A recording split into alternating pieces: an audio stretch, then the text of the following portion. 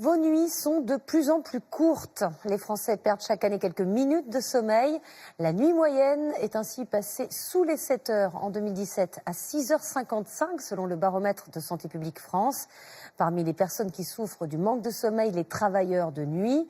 Ils sont près de 4 millions à défier leur horloge biologique. Manuel Tissier, Sarah Lerche avec notre bureau de Lyon. La nuit, c'est l'heure de pointe pour une grande partie de la population. Permanence ou occasionnelle, les travailleurs nocturnes étaient plus de 3 millions en 1990, 4,3 millions en 2013. Une augmentation qui explique en partie le déficit de sommeil, avec des conséquences néfastes sur la santé. Julien Croisier est boulanger depuis 10 ans à Lyon. Il se lève à 2 heures chaque matin et se recouche en fin de matinée. 2 fois 3 heures de sommeil, mais pas avec les mêmes effets.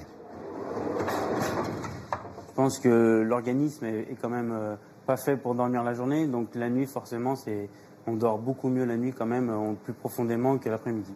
Passionné par son métier, Julien Croisier ne souhaite pourtant pas garder ce rythme jusqu'à la retraite, car à 31 ans, il ressent les effets de ses nuits tronquées. On perd un peu en sommeil, donc c'est-à-dire que maintenant je dors moins qu'avant quand même, mes nuits sont moins longues. Et forcément, il y a eu un peu de prise de poids, des choses comme ça, quoi. Je tombais plus souvent malade au début quand j'étais moins habitué, donc un petit peu la santé qui se dégrade légèrement.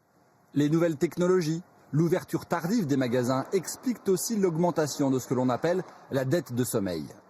Selon ce consultant, le fort taux de chômage renforce aussi la tendance. On sacrifie tout au travail pour pouvoir se maintenir en poste. Et donc c'est ça le vrai problème. Le vrai problème, c'est que les gens ont peur de perdre leur job, d'être mal vus, et ils sacrifient y compris leur temps de repos, leur temps de sommeil. Certains médecins souhaitent que le sommeil devienne un enjeu de santé publique, comme l'alimentation ou l'exercice physique.